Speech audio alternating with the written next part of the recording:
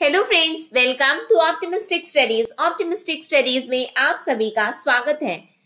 आज की क्लास है हमारी हिंदी की और हिंदी की क्लास में आज हम जो टॉपिक देखने जा रहे हैं वो है शब्द रचना। कौन सा टॉपिक है? शब्द रचना। यदि हम शब्द रचना की बात करें तो इसके अंतर्गत हमें उपसर्ग पढ़ना रहता है, प्रत्यय पढ़ना रहता है, समास पढ़ना रहता है, अनेकार्थी शब्द पढ़ना रहता है, यानी कि अनेक शब्दों के लिए एक शब्द, ये हमें पढ़ना रहता है, जो कि हमारे सिलेबस में नॉर्मली जो मेंशन है शब्द रचना के अंतर्गत। ठीक है, तो आज की जो हमारी क्लास है वो है उपसर्ग की। और ये जो टॉपिक है, ठीक है, हिंदी के अंतर्गत हम चाहे जिस भी एग्जाम की तैयारी कर रहे हैं, ठीक, चाहे वो हम सीजी व्यापम द्वारा आयोजित कोई भी प्रतियोगी परीक्षा हो या फिर हम किसी भी एग्जाम की तैयारी कर रहे हैं जहां कहीं भी Hindi as a subject mention है, तो ये जरूरी है कि ये सब टॉपिक से हमारे एग्जाम में क्वेश्चन बनते ही हैं।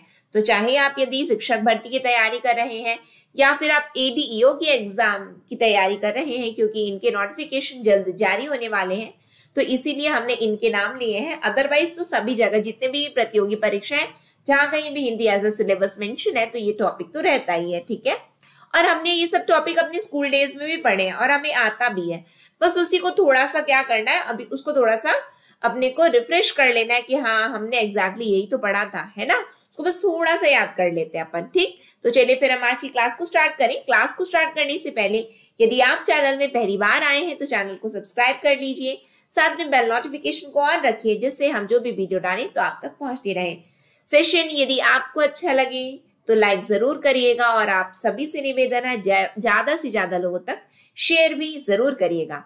और एक और बात, जैसा कि मैंने आप लोगों को बताया था कि 8 से लेकर के 10 मार्च तक हमारे ऑप्टिमिस्टिक स्टडीज मोबाइल ऐप में होली महा डिस्काउंट ऑफर चल रहा है। तो आज आखिरी दिन है, 10 मार्च है। तो यदि अब तक आपने इसका लाभ नहीं लिया है तो जरूर जाइए हमारे ऑप्टिमिस्टिक स्टडीज के मोबाइल ऐप को डाउनलोड कर लीजिए और इस महा डिस्काउंट ऑफर का लाभ जरूर लीजिए।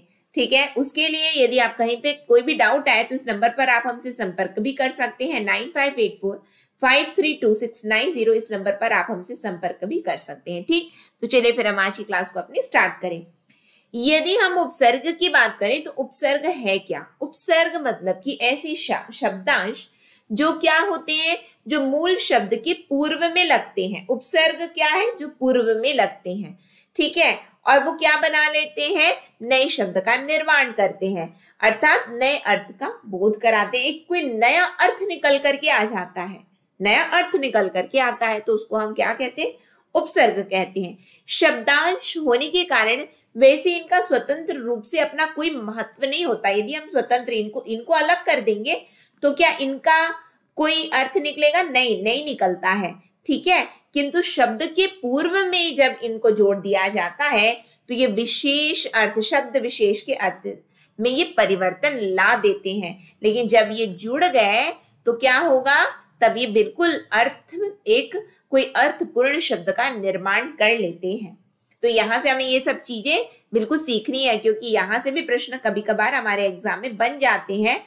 और कहाँ पे बनते हैं? जब स्टेटमेंट बेस्ड रहता है ना, जहाँ पे क्वेश्चन, वहां पे बनते हैं। ठीक है, उपसर्ग की कुछ उदाहरण देख लेते हैं। जैसे कि गमन शब्द है, मूल शब्द है, उसमें आपने उपसर्ग आ लगा दिया तो हो गया आगमन। क्या हो गया? आगमन। फिर ताप मूल शब्द है, प्र उपसर्ग लगा है तो क्या बन गया? ये प्रताप। फिर शासन मूल शब्द है अनु, इसमें उपसर्ग लगा तो क्या बन गया? अनुशासन। फिर आवरण मूल शब्द है, उसमें परि उपसर्ग लगा है तो क्या बन गया? पर्यावरण। क्या बन गया? पर्यावरण बन गया। ठीक है, तो ये तो हमने नॉर्मली उदाहरण देख लिए उपसर्ग के। उपसर्ग के भेद भी होते हैं क्या? जी हाँ, उपसर्ग के भेद भी होते हैं। कौन कौन से हैं उपसर्ग के भेद? तो उपसर्ग के 3 प्रकार के भेद माने जाते हैं व्याकरण की दृष्टि से। कौन कौन से हैं? तो संस्कृत के उपसर्ग होते हैं, हिंदी उपसर्ग होते हैं और अरबी फारसी यानी कि उर्दू उपसर्ग लगते हैं। तो ये कुछ उपसर्ग के भेद हैं जिनको किसी मूल शब्द के प्रारंभ में जोड़ दिया जाता है और वो जब जुड़ जाते हैं तो स्वतंत्र रूप से तो इनका कोई अर्थ नहीं है, लेकिन जब ये जुड़ गए हैं तो एक नए शब्द का और अर्थपूर्ण शब्द का निर्माण कर लेते हैं। ठीक, तो संस्कृत के उपसर्ग क्या होते हैं? जैसे कि अप क्या है? अप है संस्कृत के उपसर्ग, किसमें जुड़ा? राध में, तो क्या बन गया? अपराध। मान में जुड़ा अप तो बना अपमान, मान में जुड़ा अनु तो बना अनुमान, पात में जुड़ा अनु तो बना अनुपात, लोकन में जुड़ा अव तो बना अवलोकन, क्या बन गया? अवलोकन। शेष में जुड़ा अव तो बना अवशेष, यान में जुड़ा अभि तो बना अभियान।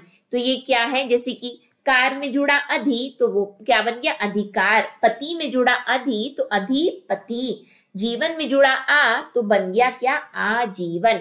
ठीक है, ये तो हमें भी आता है, आप ऐसा क्यों बता रहे हो? हमें बिल्कुल, हमें तो आता ही है, बस हमें ये देखना है कि किस प्रकार की ये उपसर्ग यहाँ पे जुड़े हुए हैं। क्यों? क्योंकि बहुत बार हमें उपसर्ग अलग करने के लिए आ जाता है हमारे कि निम्नलिखित शब्द में उपसर्ग अलग करें, कि उपसर्ग को पहचानने के लिए हमारे एग्जाम में क्वेश्चन आता है, तो हमें वो पता होना चाहिए।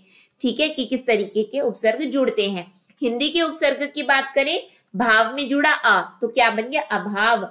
काल में जुड़ा अ तो बना अकाल, मूल में जुड़ा अन तो बन गया अनमोल, देखी में जुड़ा अन तो बन गया अनदेखी, कचरा में जुड़ा अध तो बन गया अध कचरा, 30 में जुड़ा उन तो बन गया 29, पुत्र में जुड़ा कु तो बन गया कुपुत्र, डर में जुड़ा नी तो बन गया निडर, पूर में जुड़ा भर तो क्या बन गया? भरपूर। फिर दादा में जुड़ा पर तो क्या बन गया? पर दादा। ठीक है, तो ये हिंदी के उपसर्ग थे। ठीक, हमें भी आते हैं, लेकिन फिर भी मैंने आपको पहले ही कहा था कि ये हम अपने स्कूल डेज में बिल्कुल पढ़े हैं, लेकिन अभी एक कॉम्पिटिटिव एग्जाम के लिए हमें क्या करना है? इनको बस थोड़ा सा, बस एक नजर बस डाल लेनी है हमें। ठीक है, और प्रैक्टिस ज्यादा से ज्यादा हमें प्रैक्टिस करना है। ठीक, फिर उसके बाद में हम आ जाते हैं उर्दू के उपसर्ग, अरबी फारसी के उपसर्ग। तो बेला में जुड़ा अल तो बन गया अल बेला, विदा में जुड़ा अल तो बन गया अलविदा, जोर में जुड़ा कम तो बन गया कमजोर, राज में जुड़ा ना तो बन गया नाराज, जाय में जुड़ा ब तो बन गया बजाय, ईमान में जुड़ा बे तो बन गया बेईमान। ठीक है, देखो ईमान में क्या जुड़ा? बे, तो क्या बन गया? बेईमान, बेईमान। चारा में जुड़ा बे तो बन गया बेचारा, माश में जुड़ा बद तो बन गया बदमाश, दम में जुड़ा हर तो बन गया हरदम, शक्ल में जुड़ा अहम तो बन गया हम शक्ल। ये क्या है? ये उर्दू के कुछ उपसर्ग हैं, यानी कि उर्दू अरबी फारसी के उपसर्ग। ठीक है, तो हमने तो नॉर्मली ये लेक्चर को अटेंड कर लिया, अब अपने को करना क्या है? अब अपने को ज्यादा से ज्यादा इसको प्रैक्टिस कर लेना है, ये पर्टिकुलर टॉपिक का, क्योंकि अब हमने एक बार तो रीड कर लिया। अब आप जिस भी बुक से पढ़ रहे हैं उसमें से अब आप लोग को करना क्या है? एक बार प्रैक्टिस कर लीजिए, डेफिनेटली आप लोगों से क्वेश्चन बनने लगेगा। ठीक, तो क्योंकि ये ऐसे टॉपिक है जहाँ पे हम ज्यादा से ज्यादा यदि प्रैक्टिस करते हैं तो हमसे क्वेश्चन बनने लगते हैं। ठीक है, तो हम आज की क्लास को यहीं पे फिर एंड करते हैं, नेक्स्ट सेशन में मिलेंगे। लेकिन नेक्स्ट सेशन में जाने से पहले आप भी यदि महा डिस्काउंट ऑफर का लाभ लेना चाहते हैं तो जरूर आप हमारे ऑप्टिमिस्टिक स्टडीज के मोबाइल ऐप को डाउनलोड कर लीजिए, क्योंकि आज रात तक ये ऑफर बिल्कुल वैलिड है।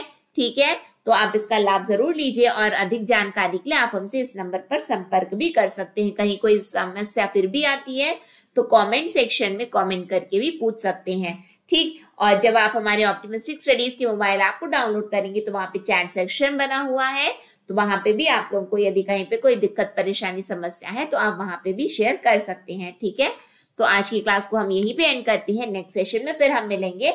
नेक्स्ट सेशन तक के लिए optimistic learning, thank you for the session. जय हिंद, जय भारत।